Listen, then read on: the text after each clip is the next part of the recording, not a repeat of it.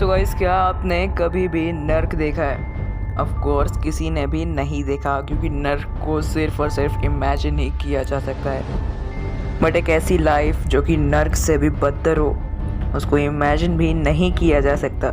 लेकिन एक लड़का जिसने ऐसी लाइफ को एक्सपीरियंस किया एंड यहाँ तक कि ये सबके साथ उसने शेयर भी किया। जी हाँ गाइज, मैं बात कर रहा हूँ कोमा की। सो गाइज, ये जो स्टोरी है ये है मार्टिन पिस्टोरियस की, जो कि साउथ अफ्रीका में रहने वाला एक 12 साल का लड़का था। उसकी ज़िंदगी बहुत ही खुशी खुशी से बीत रही थी, लेकिन इस खुशहाल ज़िंदगी पे कलंक के टीके की तरह आया उसकी ज़िंदगी का सबसे बुरा दिन। ये बात है जनवरी 1998 की, जब मार्टिन स्कूल से घर आया एंड घर आने के बाद उसने बताया कि उसके गले में खराश है, जो कि एक नॉर्मल सी बात लगती है एंड इसलिए किसी ने भी उसके बात पर ध्यान नहीं दिया।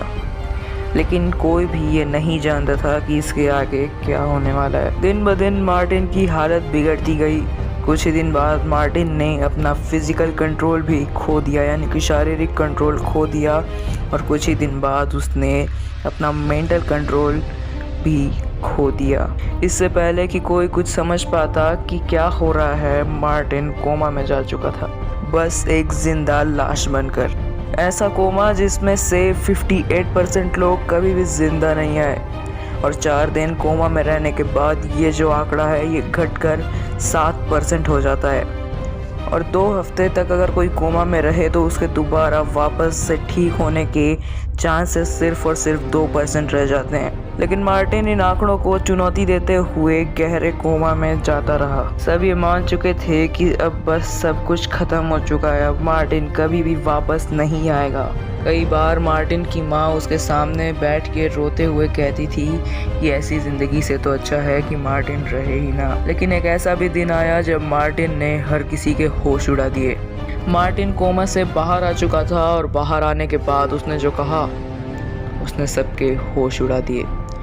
मार्टिन ने कुछ ऐसी बातें बताई जिससे कि हर किसी के रोंगटे खड़े हो गए। मार्टिन ने बताया कि जहां कोमा में जाने के कुछ टाइम पहले उसने अपना मेंटल कंट्रोल खो दिया था, वो कुछ ही देर बाद वापस आ चुका था, यानी कि वो हर एक चीज़ अब सुन सकता था, हर एक चीज़ महसूस कर सकता था। लेकिन वो कुछ बोल नहीं पाता था, कुछ कह नहीं पाता था, और यहाँ तक कि अपने शरीर की एक उंगली भी नहीं हिला सकता था ये कहने के लिए कि मैं अभी भी ज़िंदा हूँ। यहाँ तक कि जब मार्टिन की माँ उसके सामने रोती थी और रोते हुए कहती थी कि काश मार्टिन रहे ही ना, इस चीज़ को भी मार्टिन बहुत ही अच्छे से सुन सकता था। लेकिन वो किसी से कुछ भी नहीं कह पा रहा था। लेकिन सिर्फ और सिर्फ एक इंसान को मार्टिन पे पूरा भरोसा था, और वो थे मार्टिन के पिता। वो हर रोज़ मार्टिन के शरीर को साफ करते थे, उसे खाना खिलाते थे, और ये ना जानने के बावजूद भी कि उनका बेटा सब कुछ सुन सकता है, वो हर रोज़ उससे बातें भी करते थे। अपने दिमाग को चालू रखने के लिए मार्टिन अपने ब्रेन में ही, अपने माइंड में ही छोटे छोटे क्विज को सॉल्व करता था, छोटे छोटे कैलकुलेशंस करता रहता था, क्योंकि उसको पता था अगर उसने ऐसा नहीं किया तो उसका दिमाग फिर से बंद हो जाएगा एंड वो कुछ भी महसूस नहीं कर पाएगा, वो कुछ भी सुन नहीं पाएगा। और एक दिन ऐसे ही वो इसमें कामयाब हो गया, सबको ये जताने में कि वो ज़िंदा है। एक्चुअली जब उसकी फ़िज़िकल टेस्ट ली जा रही थी हर बार की तरह, तो उसमें ये देखा गया कि मार्टिन की आंखों में कुछ हलचल है। पहले सबको लगा कि ये एक कोइंसिडेंस है, लेकिन इसके बाद काफ़ी सारे टेस्ट किए गए और उन सब में मार्टिन ने ये जता दिया कि वो सब कुछ महसूस कर पा रहा है। इसके बाद एक ऐसा प्रोग्राम भी बनाया गया जिससे कि मार्टिन से बात की जा सके। फिर मार्टिन की माँ ने अपनी जॉब छोड़ दी और मार्टिन की देखभाल में लग गई। थोड़े ही टाइम बाद मार्टिन अपनी उंगलियां भी हिला पाता था। उसके कुछ दिनों बाद ही मार्टिन के चेहरे पे एक्सप्रेशंस भी आने लगे, यानी कि अब वो अपनी खुशी, अपना दुख जता सकता था अपने चेहरे के एक्सप्रेशन से, अपने फेशियल एक्सप्रेशन से। और देखते ही देखते एक ऐसा भी दिन आ गया जब मार्टिन वापस पहले की तरह ठीक हो चुका था।